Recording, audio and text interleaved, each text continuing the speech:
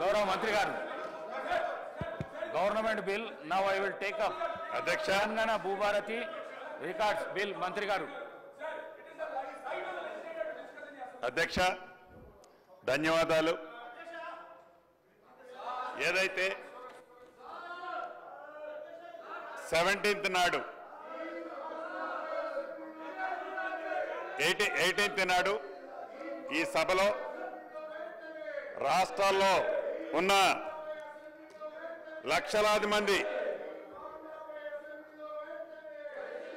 రైతన్నలకి, భూములున్న రైతులకి ఒక భరోసా కల్పించే దాంట్లో భాగంగా సాధించుకున్న తెలంగాణ రాష్ట్రంలో ఆనాటి ప్రభుత్వంలో ధరణి ద్వారా కానీ 2020 చట్టం ద్వారా కానీ ఏదైతే రైతుల ఇబ్బంది కలిగిందో, ఏదైతే నష్టం కలిగిందో దాన్ని 2024 భూభారతి తెలంగాణ చట్టం ద్వారా సవరించే అంశాన్ని తమర అనుమతితో 17వ తారీఖు ఈ నెల ఇదే సభలో బిల్లు ప్రవేశపెట్టడం జరిగింది. అధ్యక్ష, ఆ రోజు కొన్ని అంశాలు మీ ద్వారా ఈ సభలో ఉండే సభ్యులతో పాటు రాష్ట్రంలో ఉండే లక్షలాది మంది భూములున్న రైతన్నలకు అభద్రతలో ఏదైతే ఉన్నారో వారికి ఒక భరోసా కల్పించే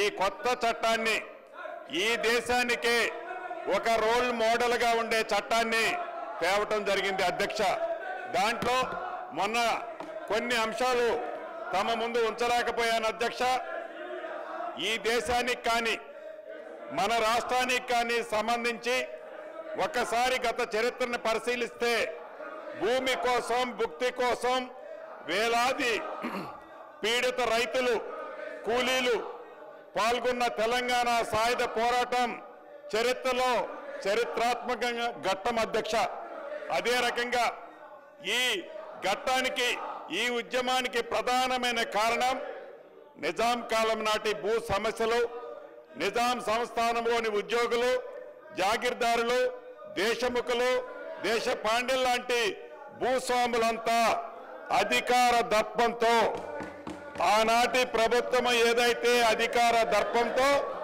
ధరణిని 2020 చట్టాన్ని తీసుకొచ్చి ప్రజల నెత్తిన రుద్దిందో, అటువంటి చట్టాన్ని గతంలో నిజాం నవాబు కంటే ముందు కూడా అదే పద్ధతి ఉండేది. అధ్యక్ష, అదే రకంగా ఈ ధరణి సమస్యలు పరిష్కరించలేకపోవటం, క్షేత్రస్థాయిలో బాధితుల బాధను అర్థం చేసుకోకపోవటం, ధరణిలో ఎలాంటి సమస్యలు కూడా లేవని బుకాయించడం అనేది ఆనాటి ప్రభుత్వం మనం ప్రత్యక్షంగా చూసాం. అధ్యక్ష,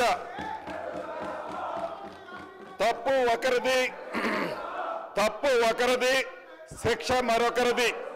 తప్పు చేసింది దొరవారు, శిక్ష అనుభవించింది మాత్రం అమాయక ప్రజల. అధ్యక్ష, తప్పు ఒకరిది, శిక్ష మరొకరిది అన్నట్లుగా అనాచితంగా రాత్రికి రాత్రే గడిల మధ్య చట్టం చేసి తప్పు చేసింది ఆ దొరవారు, కానీ శిక్ష అనుభవించింది మాత్రం గ్రామీణ ప్రాంతంలో ఉండే సామాన్య భూములున్న పేద రైతుల. అధ్యక్ష, అదే రకంగా ఎలా ఇబ్బంది పడ్డారో ఒక ఎగ్జాంపుల్ ఈ వేదిక ద్వారా మీ పర్మిషన్తో చెప్పదలుచుకున్నాను. అధ్యక్ష, సిద్దిపేట జిల్లా మీరుదొడ్డి మండల కేంద్రానికి చెందిన మధ్యల కృష్ణయ్య అనే దళిత రైతు 73 సంవత్సరాల. అధ్యక్ష, ఇదే గ్రామానికి చెందిన ఒక రైతు 35 ఏళ్ల క్రితం 1452 సర్వే నెంబర్లో 7 ఎకరాల భూమిని కొనుగోలు చేశారు. అధ్యక్ష, ధరణి వచ్చిన తర్వాత 35 ఏళ్ల క్రితం కొన్న భూమి ఏదైతే ఉందో, పొజిషన్లో ఏదైతే ఉన్నారో దాన్ని ఈ ధరణి కారణంగా ఆ భూమిలో ఉన్న రికార్డులన్నీ తారుమారయ్యాయి. అధ్యక్ష, ఆ కారణం చేత జనవరి 22వ తారీఖు 2023 నాడు మధ్యల కృష్ణయ్య గారు 73 సంవత్సరాల వయసున్న మధ్యల కృష్ణయ్య గారు ఆ బాధను తట్టుకోలేక ఆత్మహత్య చేసుకున్నారు అధ్యక్ష. ఇది అంటే ఇటువంటి కృష్ణయ్య గారు లాంటి వాళ్ళు కొన్ని వేల మంది బాధితులు ఈ చట్టం ద్వారా, నాటి చట్టం ద్వారా ప్రత్యక్షంగా నష్టం కలిగింది అని తమరికి ఈ వేదిక ద్వారా తెలియజేస్తున్నాను అధ్యక్ష. మనం చిన్నప్పుడు చదువుకున్నాం. ఒక పిట్ట కథ మీకు చెప్పాల్సిన అవసరం ఉంది అధ్యక్ష. 2 పిల్లులు రొట్టె కథ ఈ ధరణిలో ఉంది. ఏదైతే 2 పిల్లుల మధ్య ఒక రొట్టె కథ గ్రామీణ ప్రాంతాల్లో కథలుగా చెప్పుకుంటారు అధ్యక్ష.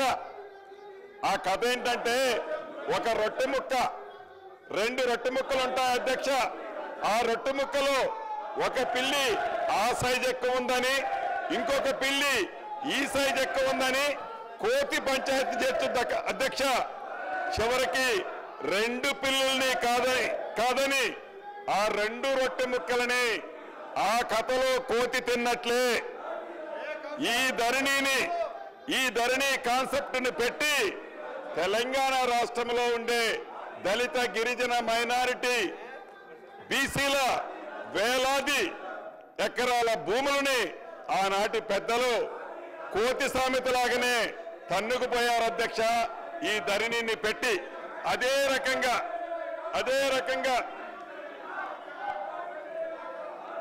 ఇటు రాష్ట్రంలో అటు దేశంలో 2014 ముందు కాంగ్రెస్ ప్రభుత్వం తీసుకొచ్చిన రెవెన్యూ చట్టాలు, సంస్కరణలు రైతాంగానికే కాకుండా యావత్ ప్రజానికానికి ఎంతో మేలు చేశాయని చెప్పడానికి గర్వపడుతున్నాను అధ్యక్ష.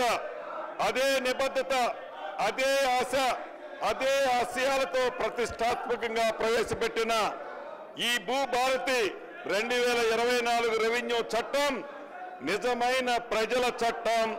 అక్షరాల భూమి ఉన్న ప్రతి ఒక్కరికి ఇది చుట్టం అధ్యక్ష. అంతేకాదు, దేశ చరిత్రని సరికొత్త సంస్కరణలతో లిఖించిన 3 వ్యక్తుల గురించి ఇక్కడ చెప్పుకోవాలి అధ్యక్ష. అదృష్టవశాత్తు ఈ సంస్కరణలన్నీ చేసింది తెలంగాణ బిడ్డలే కావటం మరొక విశేషం. భూ కమతాల పరిమితి చట్టం తెచ్చిన నాటి ముఖ్యమంత్రి, తెలుగు ప్రధాని శ్రీ పివి నరసింహరావు గారు కౌలు రైతులకు మేలు చేసే విధంగా కౌలు రక్షిత చట్టం తీసుకొచ్చిన నాటి ముఖ్యమంత్రి శ్రీ బూర్గుల రామకృష్ణారావు గారు, అదే విధంగా జాగీర్ల రద్దుతో కీలకంగా వ్యవహరించిన మాజీ